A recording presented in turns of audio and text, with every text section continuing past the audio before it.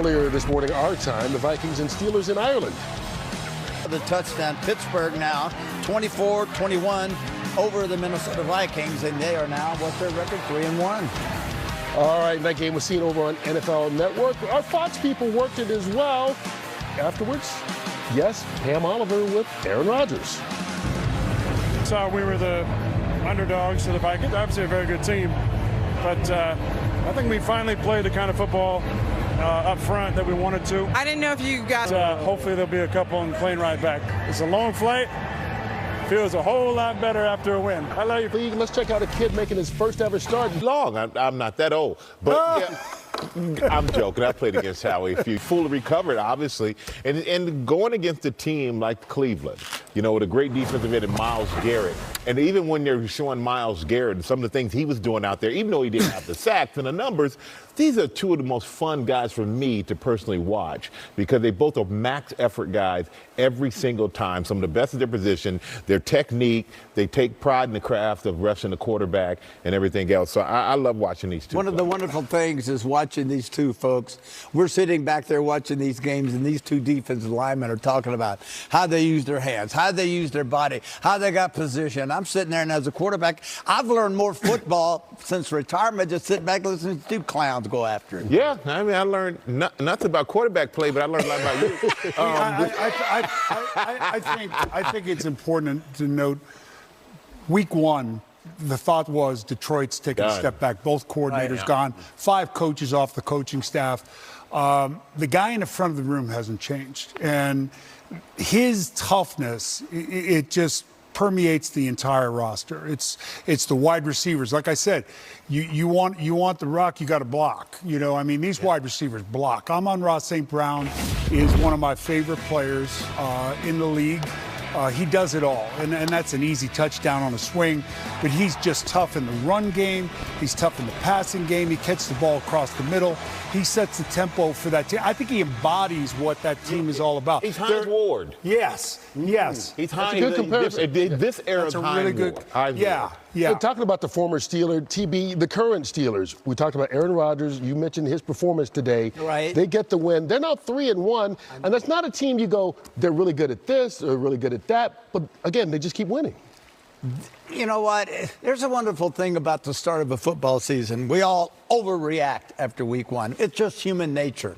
Steelers didn't look impressive. Oh, my God, Aaron Rodgers 1 year. Then we talk about the Lions, or we talk about how they got handled by Green Bay. Oh, my God, they lost both their coordinators. But as the season progressed, if we're just finished week 4, or we're almost there, you can see how the coaching is starting to come around. The players are starting to get in shape, game shape. Remember, these guys don't play in preseason at all. All of a sudden, the balance is coming. Gainwell today. Gainwell. I never even heard of Gainwell. He was with the Eagles before. Yes, yeah. Great job today. Almost 100 yards. So you're seeing Aaron doing what Aaron's done. He's not throwing as much anymore. He's bought into running the football, ball control offense. Not splashy, not fancy, but then all of a sudden DK Metcalf takes a quick post and goes 80 yards with it, and it's pretty doggone Make 4 or 5 plays. Make 4 or 5 plays a game. Yeah. Maybe a play at the end of the game. Play good defense. Run the football better. This is what they want to do in Pittsburgh. This is historically what they've always done was ball control, run, play great defense, and move the sticks with third down. Well, maybe we look in Tomlin's, his winning record, playoffs, all these different things. It's just not sexy.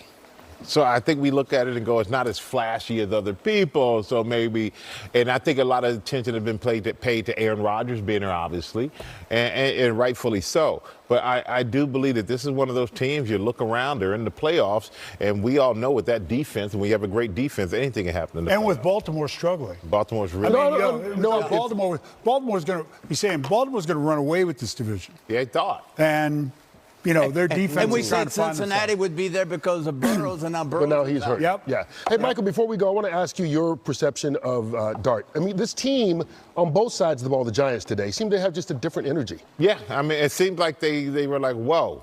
We got a chance. For some reason, the energy was just different. Not saying anything that they didn't get executed on before. Even a little trick play, the shovel pass that they showed there for the touchdown, something looked similar to what the Eagles did earlier in the day as well. But I just think that this is a new energy for the team. This kid is the future. That's what they drafted him for. That's what they hope for him to be. And if this start is any indication, I think there could be a lot of excitement in New York. The only downside is like Malik Neighbors, your guy with your hand. But he came in, first starts, gets not only a win, a big upset. Big upset. I mean, the Chargers heavily favored in that game. Made The me Giants happy. hand them their first defeat. When we come back, we'll check in on some of the late games going on, including. Well, the floor is back, and it's a state showdown. Join host Rob Lowe as the All-American competition kicks off. 50 states will go head-to-head in the battle to win it all. It's the fight to conquer the floor coming up when we are done here with the State Farm post-game show. But right now, let's go inside some of the winning locker rooms here in Week 4. On defense, 4 total tackles, 2 sacks, 2 TFLs, 1 forced fumble, 4 quarterback hits. All right, Aiden Hutchinson. Oh, yeah!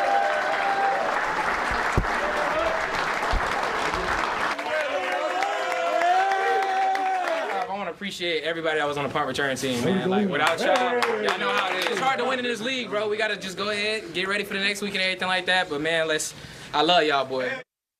Guys, 4-0 is good, right?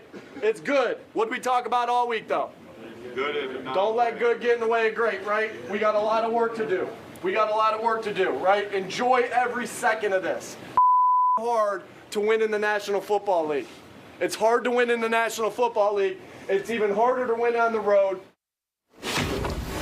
He doesn't get credit. Maybe it's time to start talking about Nick Sirianni as one of the best coaches in football. Yeah. I mean, he wins Super Bowls. He wins games during the regular season as well. That sets it pretty good. Exactly. All right, let's get to the late game starting in San Francisco. Brock Purdy back after missing errors. Meanwhile, Daniel Jones trying to keep Indianapolis unbeaten, taking on Matthew Stafford and the Rams. 4th and 1. Tyler the Los Angeles Rams. Yes, he is. Lamar Jackson, quarterback City Chief. Justice Hill, yes. Bears trying to follow up last week's big win with another. They lead it 3-0 near the end of the first quarter as they take on the Las Vegas Raiders. All right, some of the early games, Michael, already in the books. What impressed you the most today so far? Oh, man. You know what impressed me the most today? That is a very good question. I just think that the way that they, I'm sitting and watching. I'm thinking about the Giants, and I'm looking at how they responded because you have a young quarterback, a rookie quarterback who's coming in. You have a coach who's on the hot seat. You have people like myself who said, don't rush this young guy in there. It's a lot of heat in New York. But for him, for Jackson Dart to respond the way that he did, for the team to respond the way that they did around him, I think that was pretty impressive. Howie? I'll second your Nick Sirianni comment. He's a walk-around coach, but he's the guy in the front of the room. He's the guy that sets the tone on Monday, right before you take the field on Sunday and after the game, and sets the tone for the upcoming week and the season. And that group is close, and they've got grit, and they've got championship pedigree. That defense is young. They're not fully there. They'll get some people back as the season goes on, and they'll be even better. Yeah, and like I said, folks, this season, we're actually 4th of the season is almost over, believe it or not, after today. And I would have to jump out, like Michael with his Giants, me with my Steelers. I'm so proud of them. They struggled. So many knocks on them for what they're doing, and me sitting back when I don't understand the Rodgers move at all. But after today on the road in Ireland, okay, I like this. I like what I'm seeing. You know, Gainwell running. They're running the football now, which is something we haven't seen them do very well. Their offensive line played well. No interceptions today, no turnovers, and the defense is all over. It's a different version of Rodgers. Yeah, exactly. Yeah. You know what? Yeah, an under control, nice and consistent. Yeah. All right, our coverage of Week 4 is all in the books. We will see you again. Our pregame coverage right here. Week 5 starts at 11 a.m. Eastern, 8 a.m. Pacific next Sunday. Stick around, though. It's time for The Floor with Rob. Steelers Nation, what a roller coaster we've just witnessed. And what a way to stamp our identity on the international stage. The Pittsburgh Steelers went to Dublin, Ireland with the entire NFL world watching. And they walked out with a hard-fought 24-21 victory over the Minnesota Vikings. This wasn't just another Week 4 matchup. This was a statement game. It was about pride, resilience, and proving that no matter the challenges, the standard remains the standard for the Pittsburgh Steelers. From the opening kickoff, you could feel the energy. Black and gold filled the streets of Dublin. Reports said the city was covered 70-30 in favor of Steelers fans, and when you looked into the stands, it felt like a home game thousands of miles away. That is Steelers Nation at its finest, traveling across oceans to make sure this team never fights alone. And our boys on the field felt that energy right away. Aaron Rodgers, at 41 years old, came out poised and ready to remind everyone that he's still one of the most dangerous quarterbacks in the league. He threw 2 touchdowns on the day, including a critical strike late to Calvin Austin III, who continues to prove he's more than just a gadget player. He's a weapon, and he showed it on the international stage. But let's not sugarcoat it. This game was not without its drama. The Steelers built a 24-6 lead that looked secure, and then the fourth quarter happened. Injuries on defense began to pile up. Alex Highsmith was already out. Joey Porter Jr. was questionable. Jonnu Smith popped up late on the injury report, and you could see Mike Tomlin's defense leaking oil.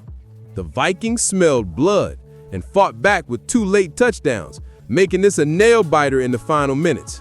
But here's the beauty of this team.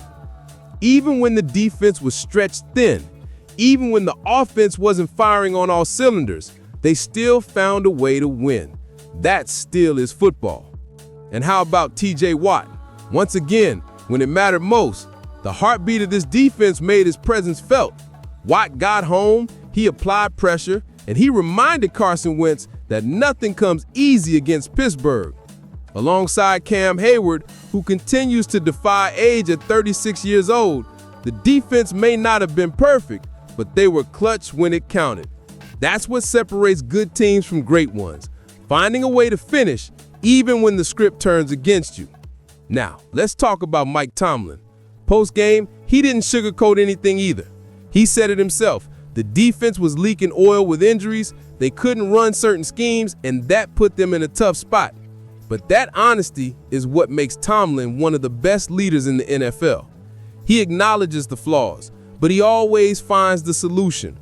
And make no mistake, he's right. The Steelers cannot afford to be passive on offense in those moments. Rodgers has to keep the foot on the gas, because in today's NFL, no lead is safe. That said, Tomlin also reminded everyone that this team is 3-1, standing strong in the AFC North, and proving that they can win ugly, they can win gritty, and they can win anywhere, even in Dublin. What does this mean for the bigger picture? Steelers Nation, this is huge. The Browns are struggling. The Bengals are banged up without Joe Burrow, and while the Ravens are always tough, Pittsburgh is in prime position to take control of this division. If Rodgers continues to protect the football, if the run game with Jaylen Warren can find some rhythm, and if Watt and Hayward keep leading this defense, the Steelers are not just playoff contenders, they're a team no one wants to face in January. Think about it. Rodgers just passed Brett Favre for 4th all-time in passing touchdowns. TJ Watt is still one of the most dominant defensive players in the league. Cam Hayward refuses to slow down. And young players like Calvin Austin, Peyton Wilson, and Derek Harmon are stepping up with big contributions.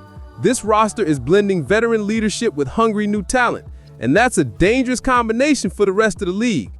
Of course, there are concerns. The offense ranks near the bottom in rushing yards per carry, and that has to change if this team wants to sustain success.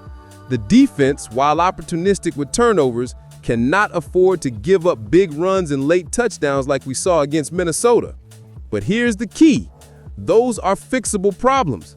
What you can't teach, heart, grit, resilience, the Steelers already have in abundance. So, as we move forward, Steelers Nation, understand this. This team is battle-tested. They've survived ugly wins, they've fought through injuries, they've silenced critics who said Rodgers was too old or that this defense was too fragile. And now, with momentum on their side, the path to the playoffs is wide open. The Steelers are 3-1, and history tells us that when this franchise starts strong, there were problems for the entire NFL. Steelers Nation, I want to hear from you. Do you believe this win in Dublin was the turning point of the season? Do you think Rodgers and Austin can continue to build their connection as a reliable duo? Are you confident this defense, even with injuries, can hold strong and carry this team deep into the year? Drop your thoughts in the comments. Hit that like button if you believe the Steelers are for real, and don't forget to subscribe right here to Steelers Nation Wire for all the latest news, reactions, and passion straight from the heart of Pittsburgh. This was a win for the city, a win for the fans, and a win that reminded the world of what Steelers football is all about. Tough, gritty, resilient, and victorious.